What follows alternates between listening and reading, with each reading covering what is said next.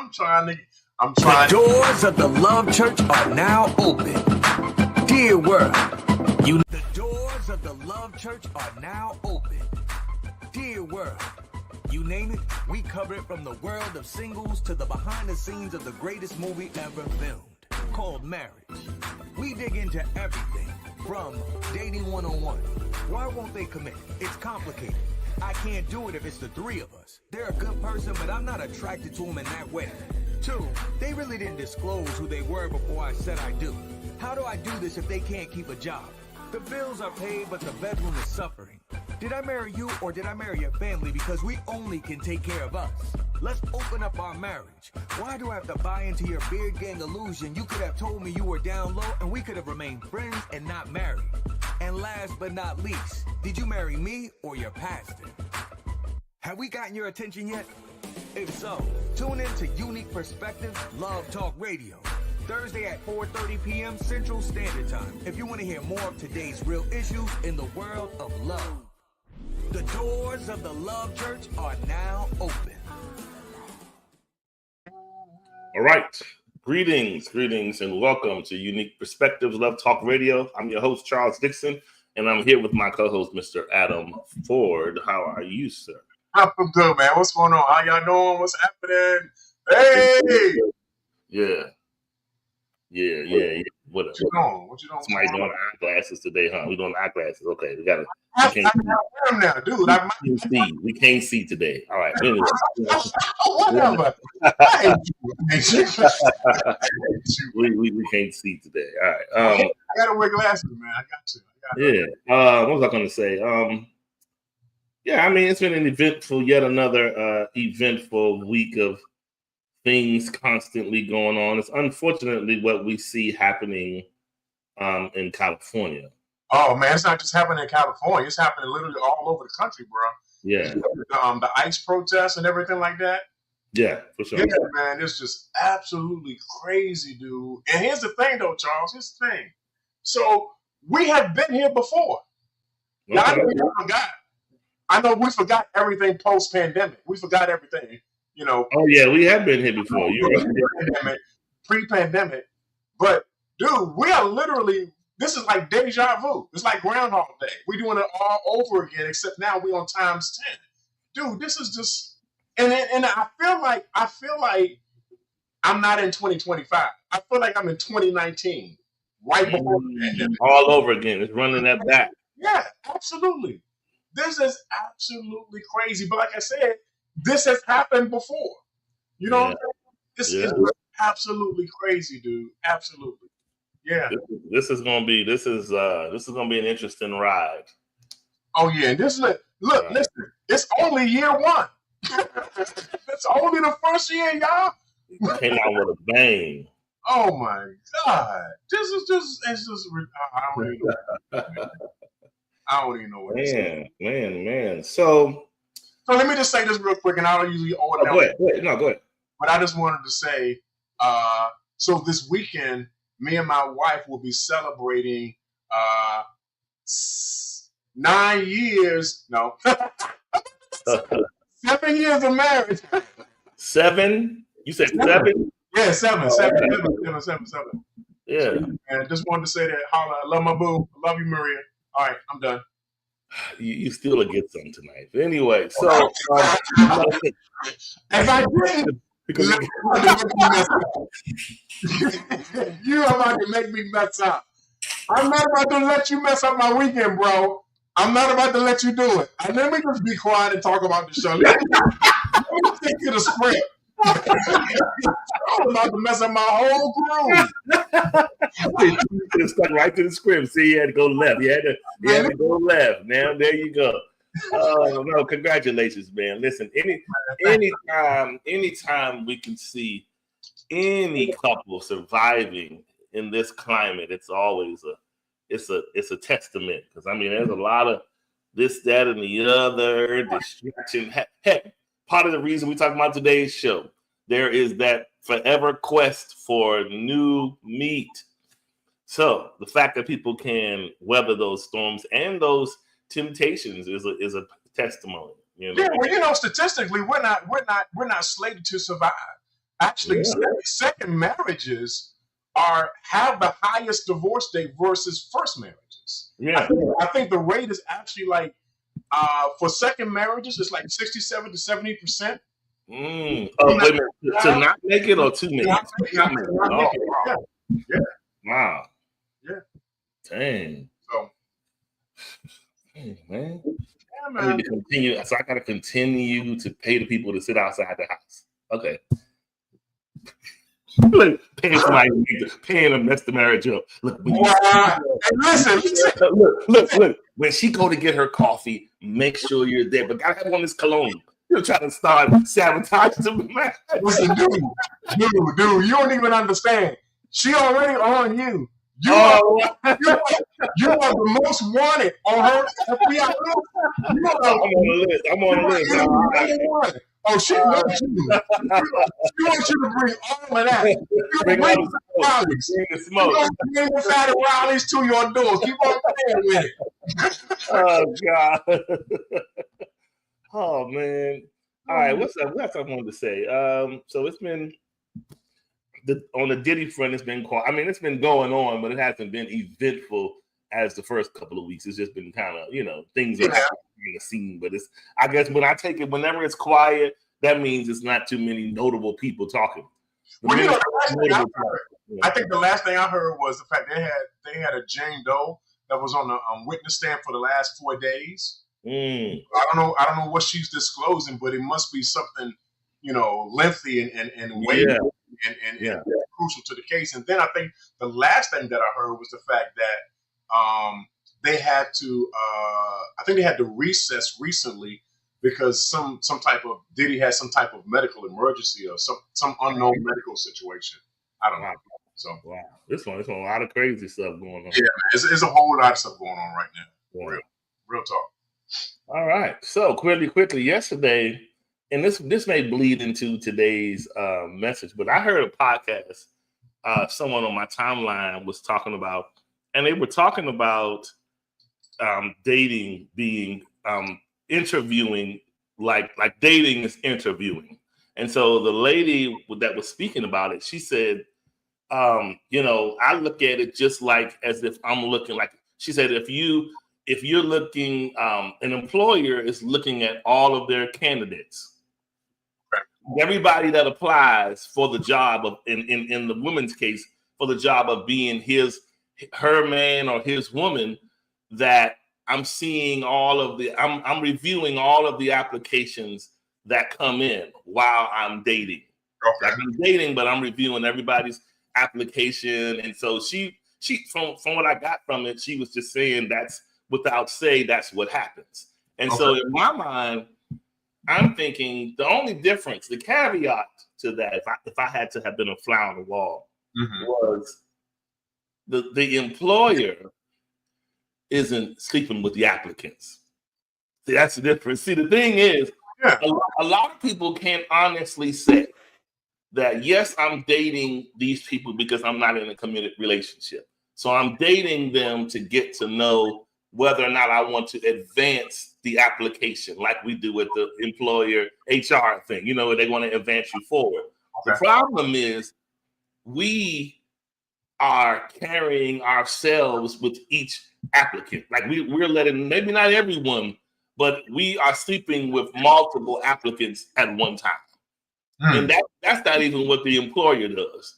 Like the employer doesn't even invite you on site unless they are saying, we want you to come and meet Adam and the team because we really like you and we just want to make sure everything is everything before we just go ahead and go. And number one, if a job pays to fly you or to bring you in, you know that they're seriously interested, right? To do that, or they're not going to invest in flying you to no office if they're not interested in giving you an offer. Right.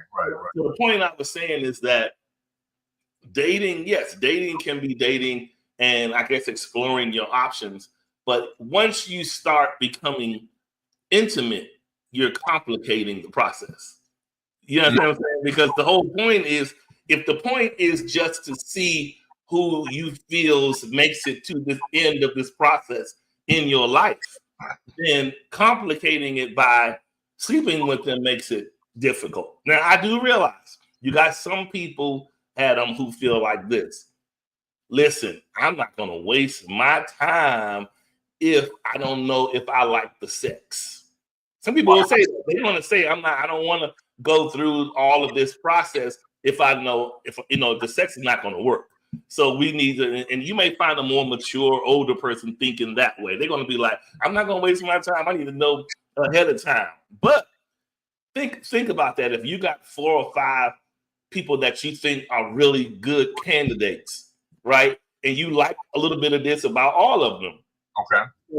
So how does that, that really complicates the situation if you're intimate with all of them, or at least not even 4. It's a lot. Yeah.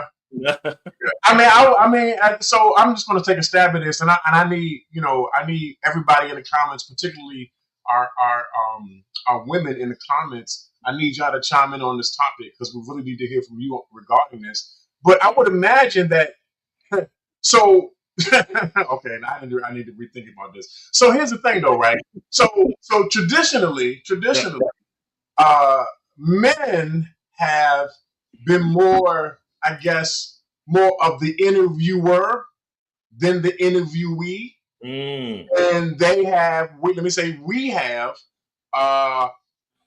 taken, we have, I guess, taken to, I guess, do in-depth interviews with prospective clients. Okay. And not only are we interviewing one person, but we're interviewing multiple people, doing in-depth interviews with multiple people. Yeah. Now, Lord, this is going to be interesting today. I have to say this in the right way. So if the interviewee found out what was happening, I don't think they would be interested in the position any longer. You mean if men knew, like, okay, if women knew, yeah, what was happening with the other interviewees, yeah, if they were part of a long list of interviewees, for sure, then they would no longer be interested in whatever position that they thought they were being interviewed for in the first place. Yeah. And let's flip the script. So how many men would actually be interested in the interviewee if she was sleeping with multiple men trying to find the one that she wanted in her life? And Marlena, I understand times have definitely changed. As far as I'm concerned, I know I'm the odd man out. I'm going to be the traditionalist. I'm going to be the one saying y'all need to stop doing that now. I'm going to be that guy, okay? But the reality is, who want? Okay, I want to be crass. I don't want to be crass, but I'm not going to lick that lollipop that everybody else is licking. If that lollipop has already received 3, 4, 5 licks, I'm not your guy. I'm not your guy. I don't want to lick that lollipop after everybody else then lick it. As a matter of fact, truth be told, if it ain't anybody else but my wife who's on my dinner plate, if you try to pick some food off my plate, you can have the plate because I'm done. Wow. As far as I am concerned, and this is me personally, my own personal philosophy, my own personal way of dealing with things, I'm exclusive. I'm exclusive. And so if I'm exclusive, I'm expecting you to be as exclusive as I am being exclusive. Now, if you try to include other people, then I'm not your guy. If it's just you and me, let's have a conversation. Now, Adam, all right, so Marlena brings up a valid point about times changing, right? For sure. So I'll tell you, in today's time, you will consider yourself fortunate that a person will even give you an honest inclination as to what else may be going on. Because look, let's just call it this. When you're dealing with grown people and everybody are calling themselves having a mutual ending point, whatever that may be for that person, whether it is to find their special someone, whether it's just to have a companion. Some people just want a boo thing, whatever that looks like. Some people will, it's like when that whole dating cycle is happening, people will come out for your date, you picking them up at 7, and they just are smiling with bells on, right? And they're going out to do whatever you want to do, man or woman. Right. But you have no clue what actually happens in between your date. And look, in some cases, after your date, before your date. So my point is, I mean, it's just that vivid. People are feeling like people are liking, it's like this, there's a bit of selfishness to a degree at play, for sure. Because in the dating process, depending on how honest you are with the person, if you know that you like this man or woman, but you also know that you really, really, really like that person, and the way we kiss was just so different. Now they don't seem to be as stable as this person, but I really like our connection over here. So the person over here offers a lot of security, and you like them, and they're fun, but the person over there is more, like the whole thing. So what happens is you go a little far with that person, you go a little further with that person, and now there's a thing. You're just not an organized thing. It's a thing. Okay. And so, but then you're going out, I got a date Friday with so-and-so, then a Friday with so-and-so, and before you know it, if you haven't set the proper boundaries, if they matter to you, rather, right? If you haven't set the proper boundaries, you out here, everyone has had a sample, whether you're a man or a woman, of what you are bringing to the dating table. Right. And I just feel like it kind of complicates things. It complicates things to be able to weave in and out and come back and get in a straight line. It's really hard to do that. Yeah. I mean, I get that. And I think here's the thing, though, Charles. Just based off of the direction that we're trying to head this conversation in, I think a lot of times, if we're honest with one another, we all get excited about new prospects. We get excited about new people, new interactions, new experiences. You know what I'm saying? We get excited about that. That makes us go, ooh, something new. I mean, even when you buy something, you get excited.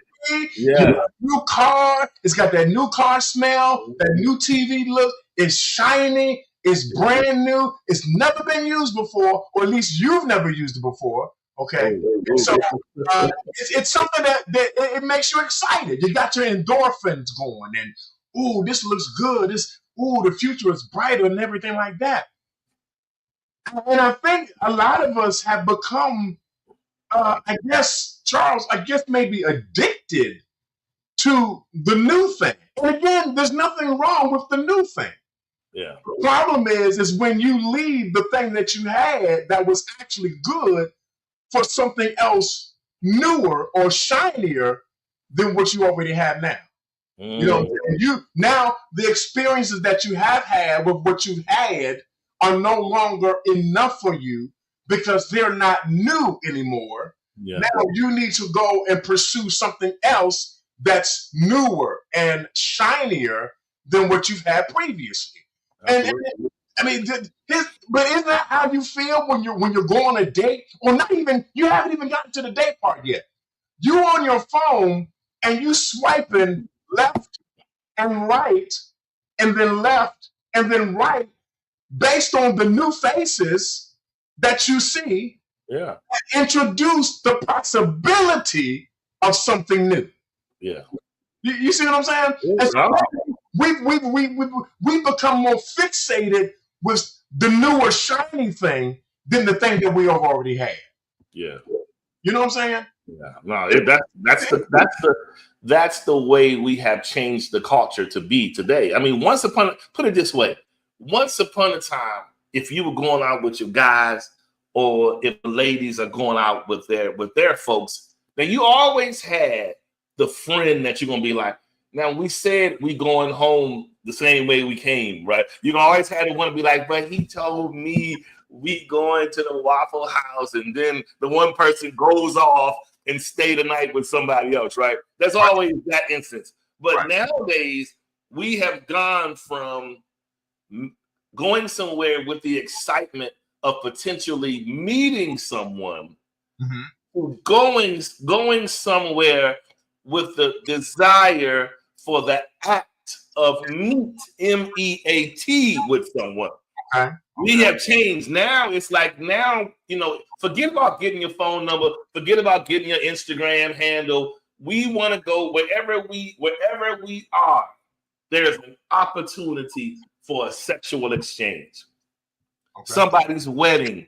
Oh, you come to this or this? Are you kin to the bride? What you doing after this? I mean, after the reception part. Oh, okay? So, I mean, I know we can do this, and then the person like, huh? It was a wedding. So the same things happen at the funeral. The same thing happens at the day party. The same thing happens at the graduation send-off. The same thing happens at somebody's birthday party, at somebody's event. It's like no place is off limits for the MEAT exchange, wherever it is. And so we go, and the sad thing is we go to these places in relationships, in marriages, dating someone that we're quote unquote committed to, but we have a circle of friends or an accompaniment, if you will, that people will be like, I ain't mad at you, do you? Some people, they'll say, I'm not mad. So-and-so look nice, or this person is cute, go ahead.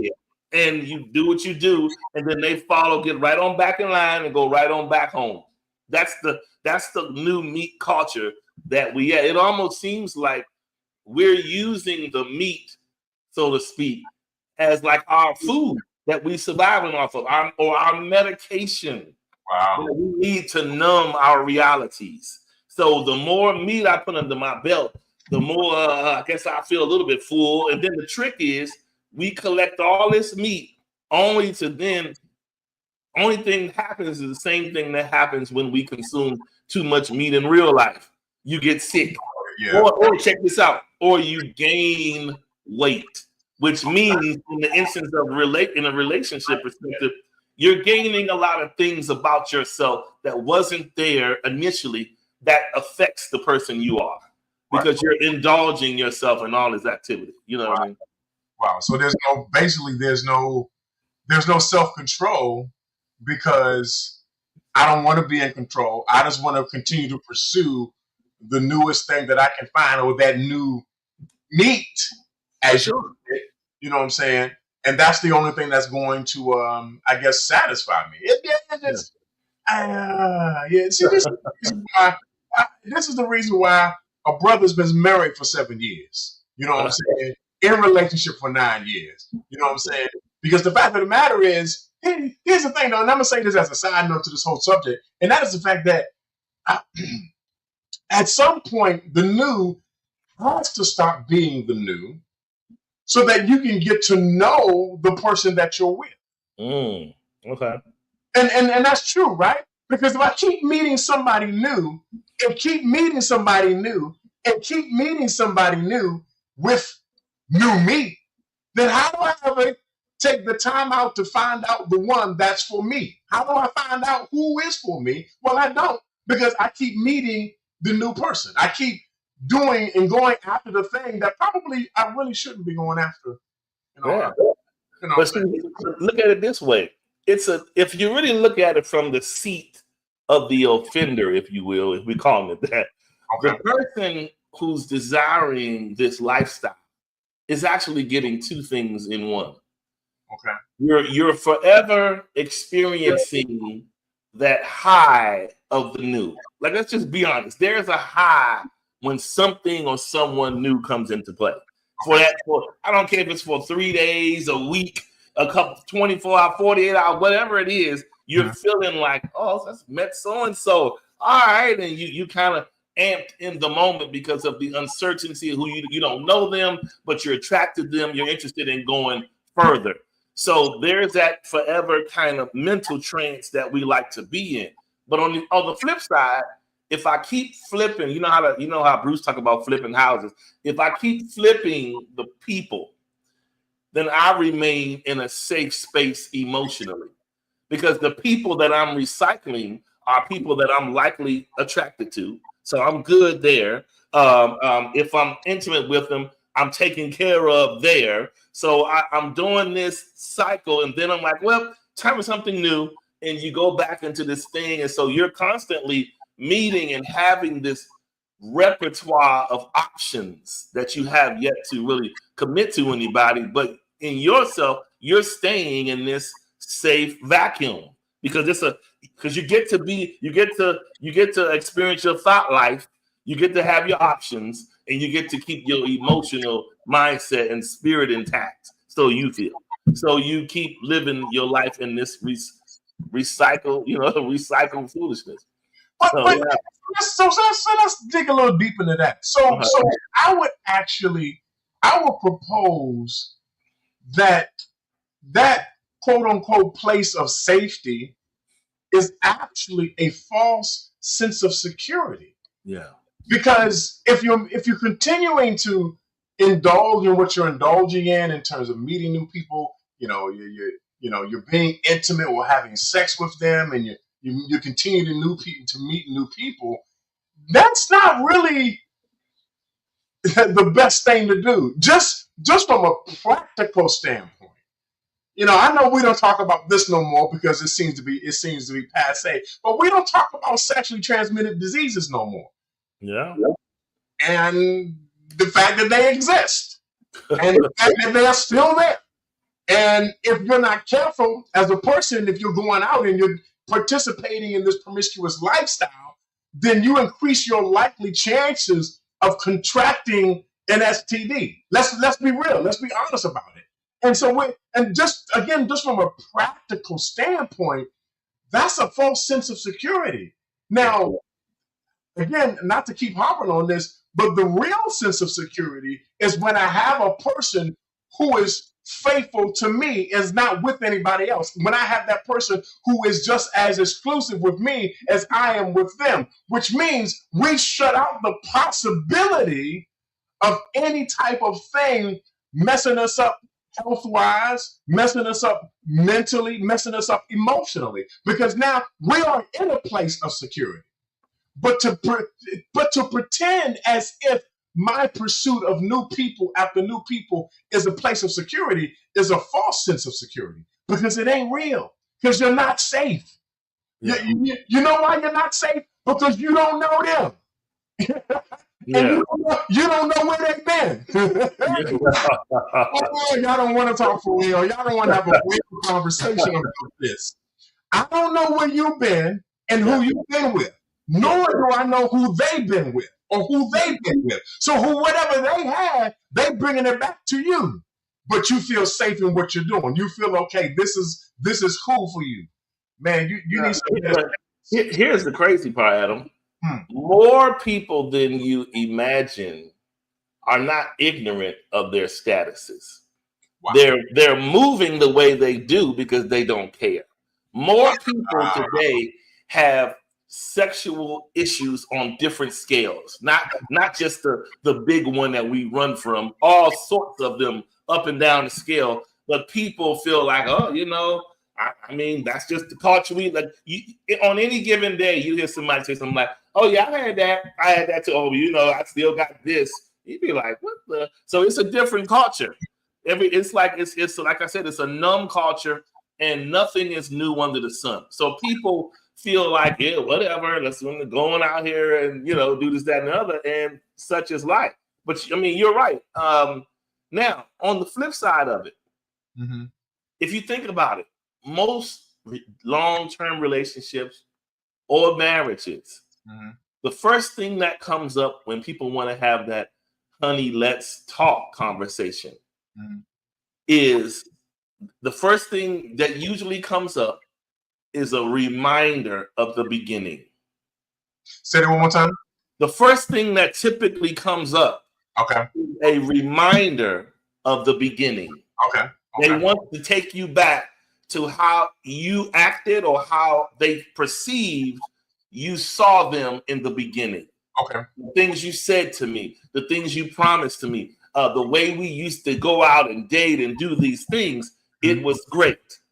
And fast forward within your committed relationship, it now begins to seem like, oh, now that you just got me, or I'm married to you, or I'm this, that, and the other, I don't have to. So now you feel as though I'm free from the nuance of new. And I don't mean another person. I mean the reinvention of you and I. Like meaning, like just how, like you said, just how you got me and I fell in love with you. Why can't we continue to try to reinvent those moments to reinvigorate us? And I think this is where the new meat trap comes. You have the people who don't care nothing about the commitment. That's just riding around looking for the new dopamine high of new meat. Right. Then you have the people who start out in the newness and the meat of their new relationship or marriage, and they go all the way in, get married, get committed, whatever the case, and then they cut off the high of the new. And it just turns into, well, I'm here, I'm committed to you, ain't I? I'm around. The person begins like, okay, well, what about that? I need a hit of the dopamine though. You my supplier. Why not? Why, you know, like they do in the movies, the person, I've seen them old movies where the man will be in love with the woman, but then he'll just to calm her down, he'll stick the needle in her arm because he quote unquote love her and she's addicted. Right. And so in this relational standpoint, we have to say to ourselves, if we're going to require one another to be to have fidelity or to be faithful and to do this, that, and the other, then we have to kind of stop and ask ourselves, the dopamine and the rush of the new is not just for the beginning.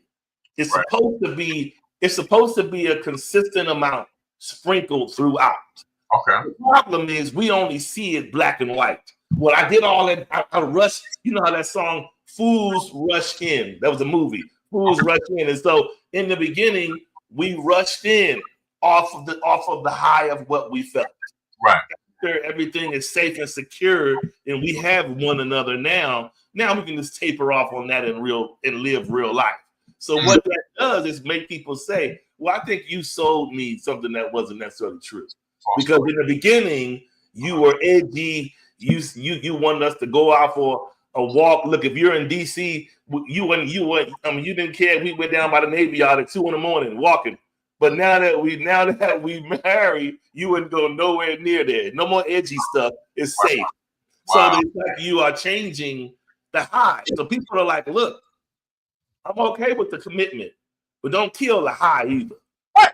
You know what I'm saying? Give me a balance to a degree. No, you're absolutely right. And I think that's the reason why a lot of relationships don't or aren't able to compete with the new, because they aren't that sense of newness or that sense of freshness it literally disintegrates. It evaporates because we're not constantly engaging that. It's funny. So yeah, you get into relationships, and you're in committed relationships, and then you get married, but it happens to everybody, right? So watch this. We get in our relationships, and we get that, that comfortableness that we feel. We have now that routine that we have established with one another, and now it's almost as if there isn't any room for there to be something that captivates us or something that draws our attention. Now, I'm going to come at this in two ways. And I want to say it at first like this. I want to say that this requires both of our participation. The reason why it requires both of our participation, because you need to be paying attention to me just like I'm paying attention to you, which means we cannot disengage from one another. Yeah. We cannot disconnect from one another. We have to constantly, y'all, this is where the work comes in. We have to constantly remain engaged to each other. Yeah. I know a lot of single people Y'all out there throwing engagement parties. I need you to have an engagement party while you're married. You put the ring on before you got married. But after you've got married, you don't act like you married. We're not doing the same things that we do. And the reality is, yes, there are some things that we did stop doing. There are some things that we changed about ourselves. And here, the reality is that life happens. And so there are going to be some adjustments. There are going to be some things that we change about ourselves because we grow and we develop as people. Yeah. But at the same time, Charles, we have to continue to remain engaged with each other. The only reason why, I would say not the only reason, but part of the reason why my marriage is still going as strong as it is, I'm still in love with my wife the way that I am, and I know that she's still in love with me, is because we remain engaged with one another. Even when we don't always agree or see eye to eye on situations, we are always engaged to it. What's an example of engaged to people who may not know? And I can't say that. I mean, you have to go into your real business. I'm just saying, like, examples of you being engaged. I'll say it like this: we're always picking with each other and messing with each other. Now, we always have affection with each other, but we're always playful with each other. You would be surprised how much playfulness brings a lightness and a levity to your relationship. No, I agree. How much affection brings about some sweetness in your relationship. And it's just interesting that you can be married to a person for however long you've been married to them, but you don't play with each other. Yeah. You're not affectionate with one another. Listen, I'm just me personally. And I've already had this conversation with my wife. I don't want to be in a relationship with somebody who's not sweet. Yeah. I don't want to be in a relationship with somebody who's not nice. I don't want to be in a relationship with somebody who doesn't have a sense of humor. I don't want to be in a relationship with somebody who don't want to laugh at my jokes. And I know I'm not funny all the time, but at least pretend. Pretend like what I said was funny. Sometimes. You know what I'm saying? But we don't want to do that. And see, this is the reason why a lot of times long-term relationships lose out on the new, because you're not introducing anything new. You're not trying to bring a newness, or rather a renewing of the relationship. I'm not necessarily talking about going and renewing your vows, but I'm talking a renewing of your relationship where that person is engaged with you and you're engaged with them. We're both intrigued by each other.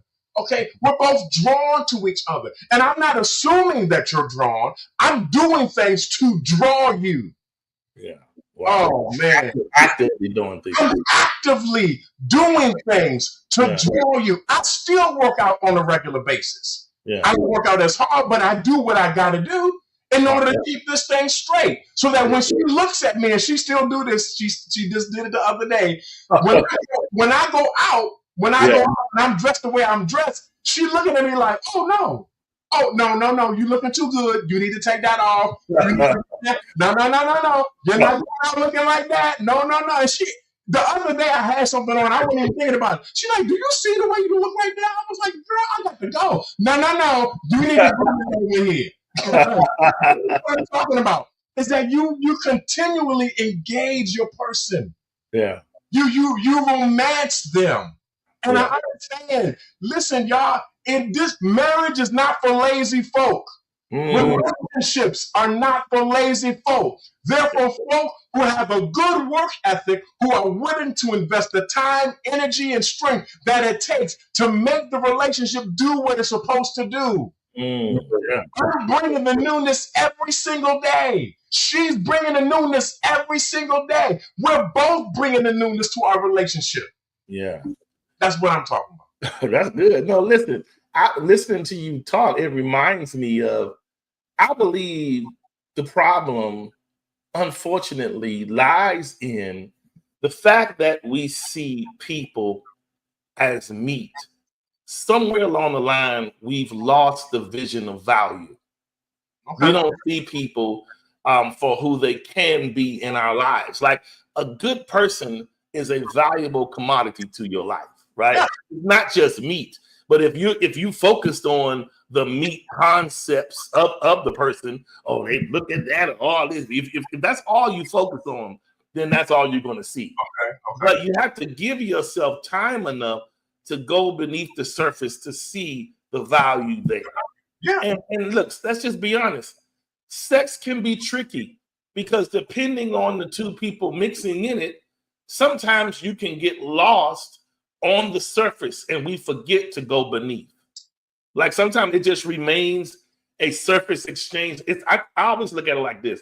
It's nothing worse than two people who actually have value for one another, but they're lost at the surface because of sex. Wow. Like, I got needs, you got needs. So we continue to expand the sexual world, but we're not going anywhere past that. We want to go as far as we can go to pleasure and all this, but we're not going deep to see who we are actually with.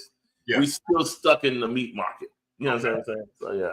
And so yeah, I understand that. I get that part. That if you're not, I think what you're saying is that if there isn't any substance to the actual relationship, then sex becomes more mechanical. It doesn't mean as much because now we're just going through the motions of having sex. There isn't any real emotional value to our physical activity. We're just kind of doing what we're doing. And I don't ever want it to be that I just go through the motions. I don't want it to ever be that she just goes through the motions. I don't think anybody who's listening to us today wants it to be that when they're with their partner in that way, that they are just going through the motions. You know what I'm saying? Because that means you don't value what we're doing and you don't value me as much as you should. Well, you're just getting what you want to get out of it, basically. Yeah, no, that's unfortunately, when you get to that point and it becomes a consistent cycle, that's like a gas station serving the purpose of getting me to where I ultimately want to go. And sometimes, unfortunately, the language of sex is one of the most clearest languages as to where your relationship is. Okay. How your sex world is, meaning I'm not talking about the chandeliers and all that. I'm talking about the engagement of the act and how you feel in it tells you what you got going on.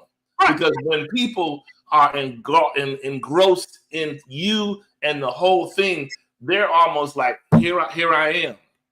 Let's connect. But if somebody is in it and they just like, maybe they're halfway out the door or sideways, don't like you. I know in marriages, you don't always love each other, right? In the moment, you're not always loving each other to be like, I wish you'd get out this house. I'm sick of you. You have your moments, right? But intimately, you still, it's something about true intimacy that can't lie. When it's real, it's real. But when it's like, when it's fleeting, you can tell it because the person is not really, they're allowing you access, but they're not giving to you. They're letting you take it, but that's it. I'm not giving it, you just taking it. And it's a difference between someone being reciprocal and someone just allowing you access. So, and oh no, we going down the rabbit hole. Turn the corner now, that's it. Yeah. So let me say it like this. That's the difference between just having sex and, watch this, making love. No. Yeah. Okay? Because sex is just the actual function or the activity of sexual intercourse between two people. Whereas making love has a lot more value to two people who are emotionally connected to one another. And I don't even go further, and I will say it like this. When it comes to making love is not just in the bedroom. As a matter of fact, it starts way before you get to the bedroom. For sure. You know what I'm saying? And if you know how to, I'm gonna use one of your words, Charles. If you know how to finesse it right. Yeah. If you know how to finesse it right, by the time you get to the bedroom, it's just a matter of doing what you've already thought of. Yes. And what you've already been what you've already been communicating to your partner. Yeah. And I think a lot of times we miss that. And a lot of times it's the reason why our experience on a sexual level is not where we want it to be, because we haven't done the work that we need to do to make it what we want it to be. Yeah. We haven't engaged. I'm going back to this word. I need y'all to get this. We have not engaged our partner in a way that draws them in. Yeah. You want what you want from them. Fine. Okay. Yeah. We all want what we want from each other. Okay, let's get that up. Let's put that on the table. We want what we want. Let's put it on the table. But how are you going to get what you want? Are you going to sit there and just try to, you're going to get what you're going to get? Yeah. Or are you going to, as Charles would say, are you going to finesse your way? Yeah. And I'm using this word in a way for you to understand that it ain't by brute force that you get what you get. But there's got to be some subtlety in terms of what you're doing so that your partner can pick up on the cues that you're laying, and so that they bring you what you want. Yeah. You know the difference, Adam? The difference on tonight between sex and making love. Yes. Is safety. Okay. Sex, I don't need safety for it. I don't have to trust you. I don't have to be really caring 2 cents about you to have sex. Okay. But the caveat to make love is you got to feel a way to be a way, right? And if you feel a way, obviously there has been a table of safety set, because that's what connects to love. I'm comfortable with you in this way. Okay. You have provided a comfortable space for me. So now our comforts can collide and make love. Okay. Right? We can make love. But other than that, a lot of people, even unfortunately, Adam, even in marriages, we still just having sex. We're not making love because I'm not safe with you. And this marriage doesn't, just because you pay the mortgage or I come home and do what I do or clean or cook, that doesn't still provide me with the emotional safety I need to make love to you. So a lot of people are saying, it sounds good, but believe you, more than not, there is no love making happening. It's sex going on. We may think it is, but it's really, for a person to really make love to you, you got to ask them, honey, are you safe with me? Do I provide you with safety? Do I make you feel comfortable? Because a person you can please a woman or please a man just because you're skillful to do it. Right. You're skillful to do it. Most grown folks got some skills. Heck, according to the barber, even the youngest. But anyway, so most older people got some skills to bring to the table to do something, right? Okay. So that alone can salvage the sex part. But to get to the love part, again, I have to see you with blinders on. I don't see nobody else in this space. No distractions, just my affinity for you. That's it. And it's a one-way hallway. She at the other end, I'm at this end, and nothing between us but space. Yep. And I'm running to you, and we connect without all of the negativity, without the resentment, anger. Those are the things you put to the side. I'm not saying there's a perfect marriage or relationship, but when it comes to making love, it's a commitment to put everything else to the side for the purpose of me and you connecting. And I think that's what's not happening in a lot of these relationships or marriages. We having sex hunching, if you will, but it ain't no loving happening. And it takes a graduation to get to the place of making love. You know what I mean? And I was actually going to say, I was just a basic definition of the difference between sex and making love is simply love. That's it. You want to have sex, but you don't love me. You want to do what you want to do to me, but you don't love me. Because let me connect it to what you just said. Because if you love me, you will make me feel safe. You know what I'm saying? Because you love me, you won't make me feel insecure about my body. Right. Yeah, I'm coming down your lane. Yeah. I won't make you feel some kind of way when you take your clothes off. Wait, what do you mean? What do you back then? I'm talking about the difference between sex and making love. Oh, yes. Okay. If I love you, then I'm creating a space of safety where you don't have to worry about what I think about you. Yeah. And I think a lot of times when we get to that place, because it is a place of vulnerability, let's be honest, it's a place where we're feeling most vulnerable if you're with that person in that particular area. And if you're married, being married, you don't want your partner, your spouse, to feel some kind of way about what they may be thinking about what you think about how they look or how they act. Or how they gaining weight or something to that degree, anything like that. Yeah. Whatever your issue might be, that my love for you is able to transcend what you think about what I think about you. That I have created such a place of security for you that you don't worry about that. Watch this, because now you're willing to do any and everything at this point. You're willing to go for broke. And because you feel free enough not to try to put up all of these different walls to keep me at distance from you. You know what I'm saying? But now, because I love you the way that I love you, you don't have to do that. And again, we've talked about this in regards to having communication with your person, that they need to be able to feel free to be able to say what they need to say to you. Well, they also need to be able to be who they are with you. Yeah. If the love is not there, if the love is not there, Charles, regardless of how new this person might be, or we really shouldn't be with the new person because they're not trustworthy because we just met them. We don't know them. But anyway, if they should be able to feel as vulnerable as they should be able to feel. Because I love you. Wow. You don't have to worry about judgment coming from me. You don't have to worry about me looking at you a certain kind of way because I love you and I accept you for all of you who you are. Yeah. Not just a certain part of you, but for everything that you are. You know what I'm saying? And if you're in a marriage and you're walking around feeling like you have to have your walls up, then I'm questioning what type of marriage are you in? Wow. So it's not a safe space. Yeah. If you feel like you have to always have something on, or I'm gonna say this, and I'm probably gonna get in a lot of trouble for saying it like this, or that when we do come together, the lights are always off, and we can never see each other in the light. Yeah. Then I have a concern as to how do you think I see you?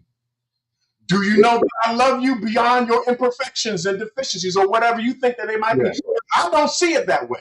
You might see you that way, but I don't see you that way. And that's the argument. Because the argument is, like you just said, you don't see them that way, but the strong opinion is how they see themselves. And let's just be honest. Yeah. People probably more so than not, like men can look in the mirror and be like, I need to do this and that and the other. But women take it a lot more personal. Women look in the mirror, and if they don't like like a man can see a woman and be like, oh, my baby looking this, that, and other. But she'll be like, this right here on the sides, I don't like this. And we sitting there like, it's fine, but to them, it's not. And so to go back to what you were saying about the sex part, the one thing I do want to add in there is, listen, we can't, and I had it written down right here too. Dang, come on. So we can't forget that the sex part, like in the act of making love, sex is definitely, even though you're making love, sex is the action, right? The love is the oasis. The love of it, the loving part is the oasis of where you want to go. Okay. But the sex is where the action is happening. Hey, let's just be honest. Most people, when you sit down in a room of women and whether they could be married, whether they could be single, whether they can be engaged, whatever. And if the subject of sex comes up, they're not just going to say, the way he loves me and looks into my eyes, and it just goes deep down within Adam. And I just say to myself, I can do this day in and day out. No, you know what they're going to say, Adam? What? He grabbed my head and told me, hurry, I got to go to work. They're going to talk about the act. The love part is just the assurance. Okay. You do love me. You got me. But I need you to give me the sex. Make no mistake about it. I need the act. Okay. But the assurance of your love. So that's why I said the sex is the act. the love is the oasis of it. And if we can keep that consistently going, then it's like, oh, this is a good, real thing that I have. But we need to not, they go hand in hand. Making love in itself is just not a blanket lifestyle that we live every day. People aren't just waking up and before they got to go to work or at night or when they get home from an event and making love. It happens, but more times than not, people are having sex. You know what I mean? Yeah, with the assurance of love. Right. So if I'm understanding this correctly, now let me put it in this way. So you're saying that so sex, no.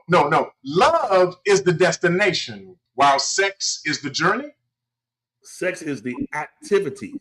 Well, I just said journey. The journey. Yes. Love is the destination, but it's like it's the engine that drives. Like, because if we just sat there and said, "Make love to me," okay, lay right there and look in the ceiling while I put on this massage music, and love will enter into our body. It ain't gonna happen just like that. I can tell you I love you all day. I have to act on it. So my point is, in the sexual connection, when we are having the sex, is the mechanics. It's the motor of it. The like I said, the love is the oasis and the destination that undergirds it all. Okay. It's the foundation that it's like okay, it's the difference between sexing with the person. Look, I can't say this no more in the street because I used to say when you sexing with the side person, there's no foundation. Okay. When you sexing with your partner, that's your foundation. So the love is different. But the difference is nowadays we talking too much to the side piece. So the side piece thinks they have the foundation. Because remember, you told me what happened to you when you were 7. You telling too much stuff. Or you talking about your wife to them. They don't need to know none of that. But we talking about our wife, what she not doing, what kind of money she made, what work she do. None of that has place if people were signing up for that kind of relationship. It's transactional. Hello, goodbye. Right? But nowadays we've made it where the reason people are losing like God rest the soul of that pastor in Memphis that was out late at night with his side piece at the bar, what I have you. And when they left, it was so chilling when you can see that he was emotionally connected to the girl. Because even if you didn't want to be bothered no more, men will be like, look, I told you, leave me alone. I'm getting my car, I'm gone. He got to his car. She just kept talking, but he was so connected. He turned around and was walking to her while she was warning him. She kept saying, I'm backing up now. I'm backing up. And he kept on coming, and his face was stoic because in the moment he said, look, I'm out here bad. I'm at a bar. I'm a husband. I'm a pastor. And I'm out here emotionally enthralled with this side piece. Yeah. And he walked up to her and lost his life on the strength of that. This is why I say I'm not an advocate for the side piece life, Adam. Because I know it hasn't always brought me good tidings at all. You know, the side life, Adam, has just wrecked my world. Nonetheless, my thing was, I'm not going to say I've always survived these instances unscathed, but make no mistake about it. If I had involved myself in them, I kept it in perspective. Okay. You ain't getting to know all this information. Oh, no. We here for this. That's it. You understand what I'm saying? But the point is, the problem is when people get connected and the side becomes like they sell at the store. When our favorite drinks, they always have a light version, LITE. Okay, yeah. We allow side ships to become relationship light, and the person gets misconceived thinking, if it wasn't for, and this is why people go on these acts to try to get rid of people's spouses and significant others, because they see it as he or she has placed me in the LITE position. The only reason I'm not in the position is because of him or her. Right. and you go after them because now you mad because you feel like I'm trying to tell you, and your friends will always tell you, Bruce, look, they'll say, you need to really leave that married man alone, or that woman, you need to leave them alone because, I mean, this ain't going to end good for you. Y'all don't understand. This man loves me because they have been sold a LITE version of love. Right. And while he's over there on the side doing what he's doing, that person is believing this is not just a turn around, roll over, and you go. This person has feelings for me. The things that we do, he say he don't even do at home. Wow. Just make an example. And so there's this connection happening. And whether it's man or woman, this connection is happening. And it's hard to convince a person that you're giving yourself to in an intimate way that resembles LITE, that you don't feel a way about them.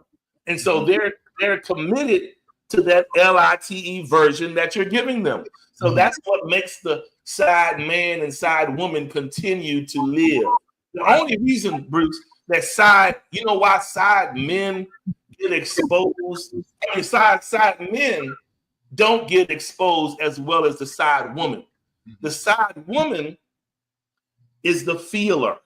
In her natural state, she has the emotion. I don't care how numb she tries to present herself as a side person, whatever, she's emotional.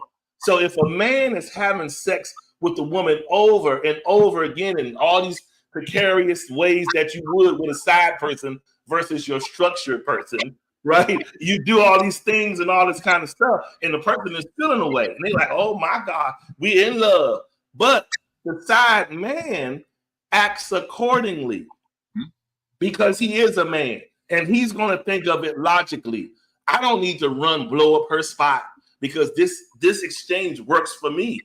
I go follow her husband to work and tell him, do you know who I am? I'm Arthur. Why do I need to go do all that for? For what?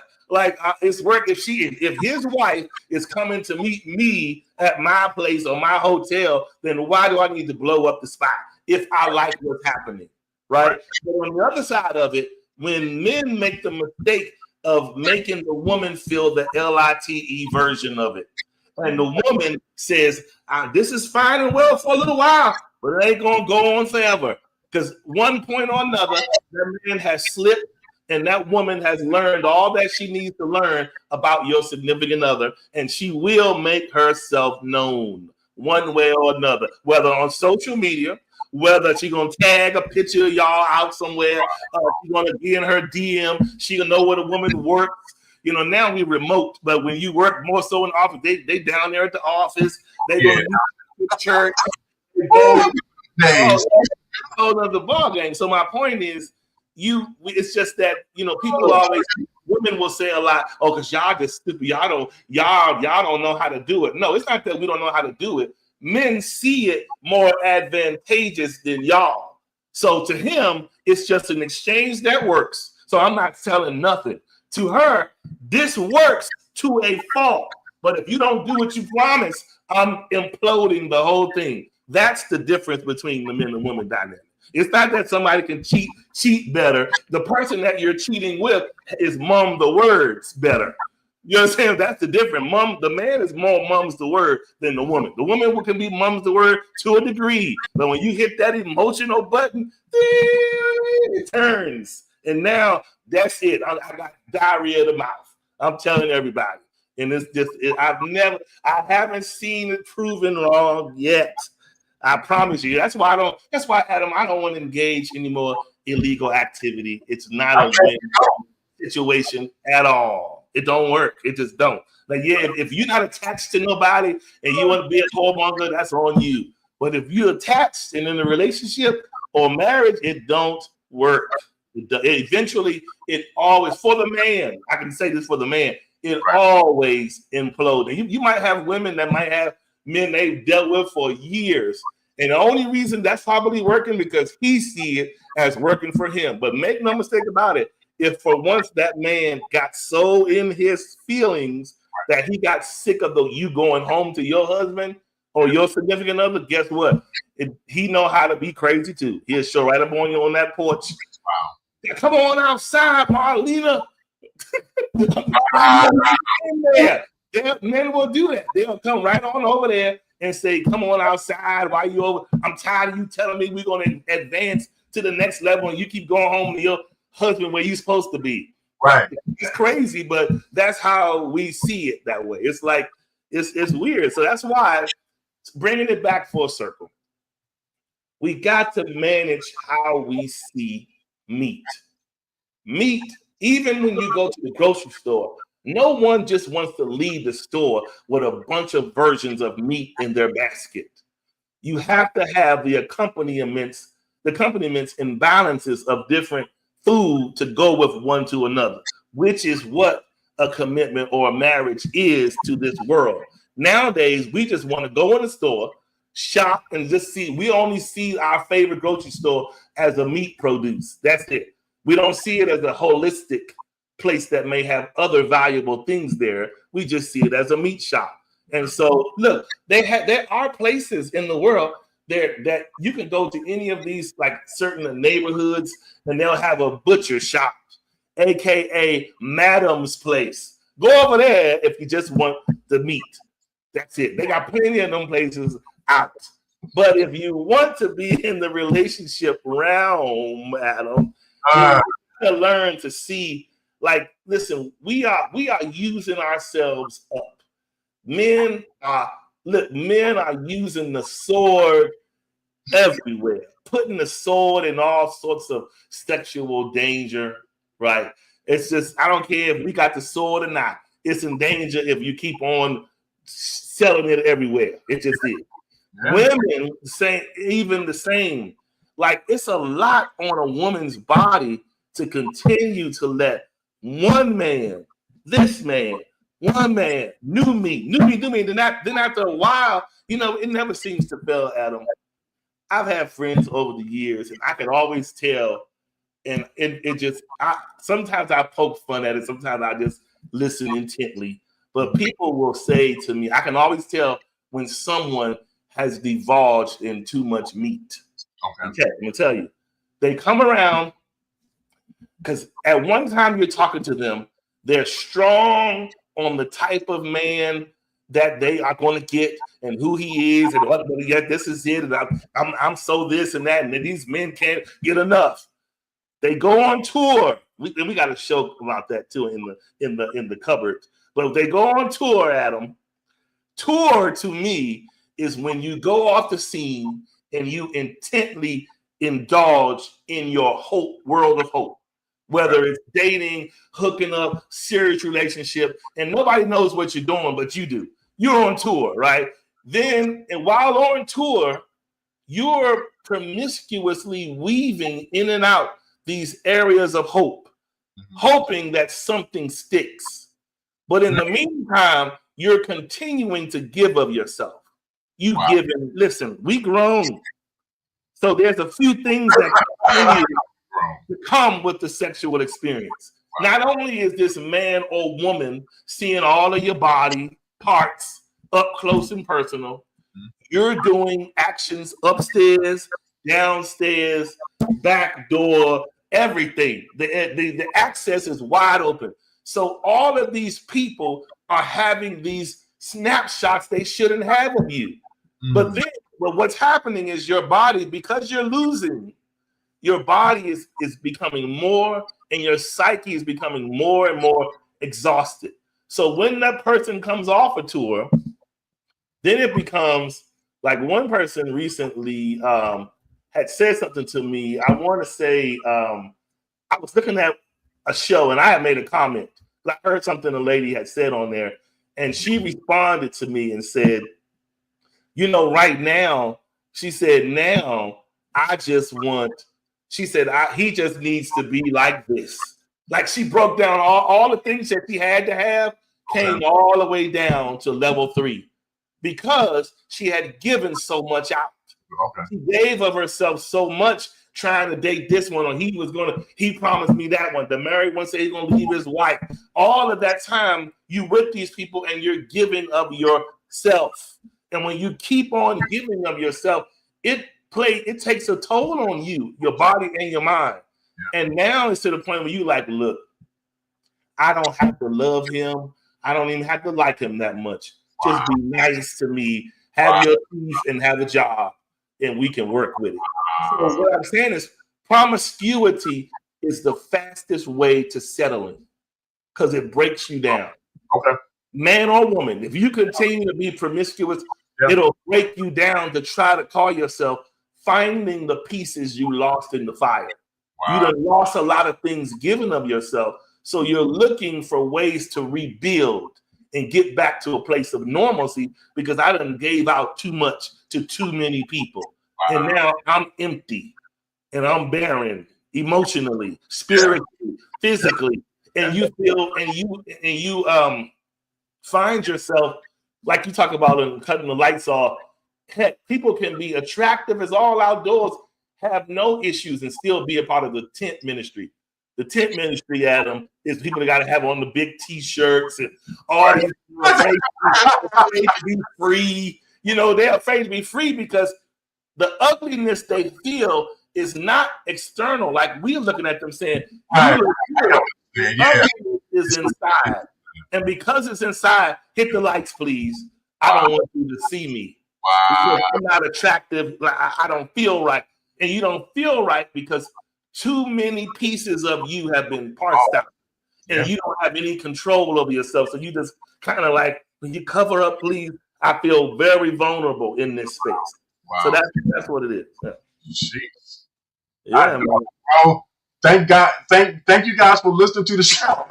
I'm telling you, I'm telling you, this whole thing is whenever I promise you, I'm not saying it is in every situation, but I can promise you, when somebody says, I need a reset, it's because the setting has been going on too much. There's been too much setting. And so you need to reset what you've allowed to be set. Yeah. So when you let everybody say ready, set, go, come on, they're gonna go and they're gonna go. And when they keep going, you want to, especially if you're not coming out on the winning side of it. If you're not winning when I say winning, if you're indulging these people, but the relationship is not bringing you a victory. Right. If it's not bringing you a victory, you're now saying this ain't what I signed up for. I didn't envision this going the way it is, that I'm now the person feeling the way that I'm feeling. And I'm the one doing all the chasing and doing all the crying in the dark while this person is living their best life, but I'm in love with them. Right. You didn't sign up for that end of the exchange. But now that you have lost in giving, because most people have no problem with being intimate when they feel like it. If they grown and if you dealing with them, they don't have no problem with being intimate. But if they have gave too much and now it's time for a break, and I always would trip out when I hear somebody say, well, right now I'm in a season. No, you're in a season of regret because you gave too much. And so now you are wanting to reset the meter. In other words, let me push the button and start over with me again. Wow. And so, that's hard, but you gotta look at it like this. This is for men or women, because you got men who vow for celibacy and you got women who do it. But the difference is this. When somebody, you got to understand this from a man's point of view. Here comes a man showing up to a lady that tells him she's on a reset. Most men are going to ask her questions. Why? Why the reset? What happened? That's the thing. Men are logical. We always want to know why. So why did you get to this place if you're 40 plus years old or whatever, right? You got children, mind you. You got children, so you haven't. This ain't the first time you've had sex. You've had kids, all of these things. But then you get to this place where you run a reset. And here's the thing: not that there has to be a reason. Everybody has a reason for their body to do what they want to do. But I can see it if you're saying, "I found God, and I want to live my relationship out in a way that I'm not giving of myself until I meet someone that I feel like we see life on the same path and we can go ahead on and get married." Right. Not that. You have the people who will vow to not do this, that, and the other, or until I meet a certain someone Because to be honest, that's all a matter of feelings. And anybody can come into your life in a crash and knock you right off of your feet, but have ill intentions. So now you have saved yourself for the devil. You understand what I'm saying? You call yourself saving yourself, but you say you just saved yourself for the devil. Because pretty much you don't know how that devil is going to approach you, right? You don't know. You can think, we all think people coming in our lives when they initially come, that it's this is going to be good. In our own logic, we think. But it's not until life happens until we see the enemy in the action of it. And so I'm saying that to say, when somebody's coming to the table and you're saying you're resetting, I would rather the person just be honest. If that was my situation, be honest with me and say, listen, I done tried it this place, Mr. Charles, and I tried having sex like this and that and the other, and it just ain't work out for me. So I'm taking a break. Say that rather than say at 50 and 40 years old that you resetting. That don't make any sense to a logical man that know you've been having sex. That sounds really crazy. But anyway, we got to get back to the place, Adam, that we see life in people as value, not just meat. And the way we learn to see people as value is we see ourselves as value. When you don't see yourself as value, everybody else you don't care if they're valuable or not because you're not valuable. So you can't appreciate no one else. So thus the lifestyle of continuing seeing people as meat because you don't see yourself as anything special. So if you don't see yourself as special, all you're going to say is, well, what about me is good? I got some meat. So that's what I'm going to sell. And that's what I'm going to look for. So those are the things we need to change in order to get to the place where we can begin to try and shift the culture of just meat to meat to meat to meat. Because that's the only thing happening right now. Meat to meat to meat. Okay. All right. Well, you know, go and give the benediction. All right. Pick up the offering and give the benediction so we can go home. And look, yes. And look at them. What happens to meat that you leave out that should be refrigerated? Spoiled. Right. He about to do his third sermon. Y'all ready? That's it. I'm going to leave it at that. But anyway, all right, y'all. Appreciate y'all for tuning in today to Unique Perspectives Love Talk Radio. We appreciate it as we talked about we got into the meat chronicles today and talking about how, you know, we got to get this under control. You know, Adam brought up the making love portion and continuing to be engaging to your partners. So that means when you're continuing to be engaging, it means stepping out of those lazy places we find ourselves in, Adam, and saying, I want to engage my person by doing this and doing the act for them, planning this for them so that they can feel reinvigorated. Otherwise, this is why, Adam, we get stuck in the mystery of the beginning where we get attached to that meat-like feeling all the time. Because it's like you're looking for this dopamine type effect to happen all the time. And I think we get barren and lost in our relationships because it stops. So let this be a wake-up call to us, Adam, that we just got to continue to engage our partners on both sides now, not just one, both sides. You engage, and then you engage planning stuff, and then go from there. Anyway, all right, so we'll see you guys next week, 4:30 p.m. Central Standard Time. Unless something changes, we'll see you guys next week. Much love to y'all.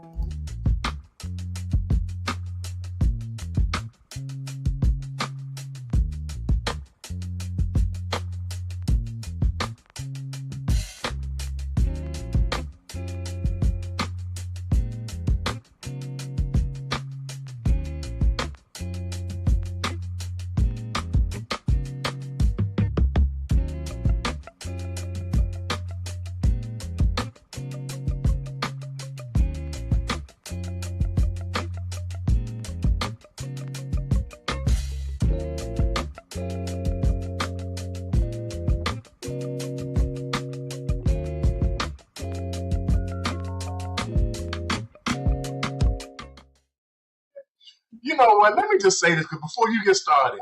I wasn't gonna say nothing, man. Oh, you about to say Turn something. your thing down a little. Turn it down a little. Yours is really loud. Okay. Yeah. What, my mic? Your mic is, yeah, whatever that is really loud. So every time something hit a little different, huh? You come in hot, and you came in hot today. You was hot. I gotta give it to you. You was Pastor Charles Dixon. Pastor Dixon. Pastor Dixon was front and center. He was not playing with the parishioners. He wasn't. I was like, this dude is gone. It hit a little different. When it hit just a little different. Yeah, man. Well, somebody had to start it off talking about, because see, my wife and I of 35 years have been in love consistently, and no, I'm just kidding. Go ahead. But no, man, you said some good stuff about the re-engaging. That's the takeaway. Make sure to continue to engage, because that's I'm not gonna lie. Sometimes, if we're honest, especially in this culture that we live in, it breeds laziness in love because there's so many. Oh, go ahead. I'm sorry.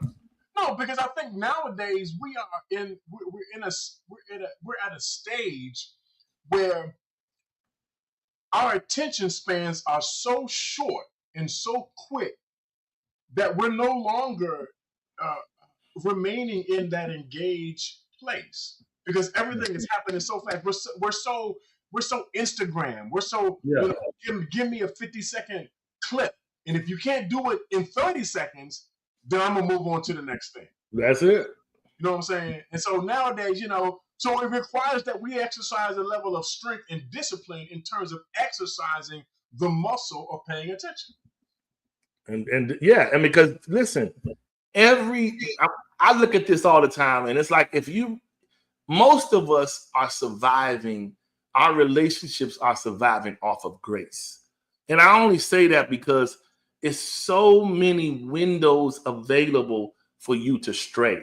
Heck, listen, every time you step on social media's highway, there is someone doing this. Yeah. Real talk. Can I get a ride? Right. Yeah. They at every exit stop. Wow. You can get on there and call yourself laughing at some videos, whether it's Country Wayne, all Bubba Dub, whoever these funny people that we see online, you see them on there, or whatever the things that we call ourselves looking on there, because most of us will turn over in the middle of the night at them 1 o'clock in the morning. You looking online. But the minute you get online, your light is on.